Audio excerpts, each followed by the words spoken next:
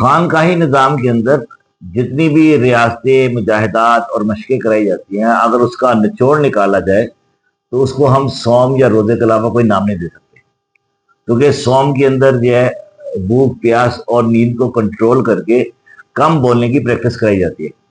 روزہ رکھنے سے جو ہے ہمارے اندر رنگوں کی توڑ پھوڑ ہوتی ہے۔ آپ اگر روزے دار کا اورا دیکھنے کی صلاحیت کسی بندے کے اندر ہو، اگر وہ روزے دار کا اورا دیکھے تو وہاں بھی اس کو رنگوں کا ہجوم نظر نہیں آتا، رنگ جو ہے بالکل جو ہے مدھم یا رنگ نہ ہونے کے برابر ہوتے ہیں، جبکہ عام آدمی کے جسم کا اورا دیکھا جائے تو وہاں پہ رنگوں کا ہجوم نظر آتا ہے۔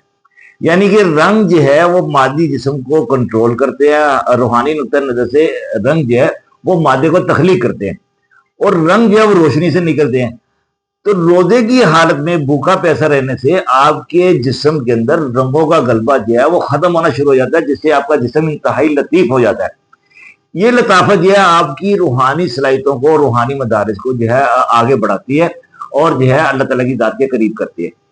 جتنے بھی رنگ جو ہے وہ مادے کے ساتھ جڑے ہوئے، ہمیں کسی نہ کسی شکل میں رنگ نظر آتے ہیں، کھانے پینے میں، سبزیوں میں، پانی میں، خوراک کے اندر، ہر چیز آپ کو رنگوں سے مزین نظر آئے گی۔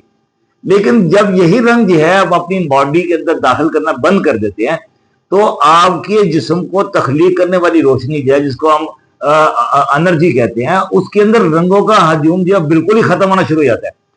تو روحانی طرزوں کے اندر جو ہے روزہ ایک ایسی مشق جو ہے جو آپ کے اندر رنگوں کو ختم کر کے صحیح روشنی یا نور کے اندر منتقل کر دیتی ہے۔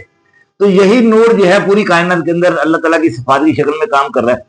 تو جیسے آپ صفات سے واقف ہوتے ہیں تو ان صفات کو جو ہے ہم تجلیات کا نام دیتے ہیں۔ یہ تجلیات جو ہے آپ کے جسم کا حصہ بن جاتی ہے، آپ کے اورا کا یا روحانی جسم کا باقاعدہ قائم مقام بن جاتی ہے۔ تو مسلسل سوم کی مشق سے جو ہے آپ اپنے اندر رنگوں کو ختم کر کے اپنے جسم کو شفا یابی کی طرف منتقل کر کے اللہ تعالیٰ کی ذات کا عرفان حاصل کر سکتے ہیں۔ اللہ تعالیٰ آپ کو خوش رکھے۔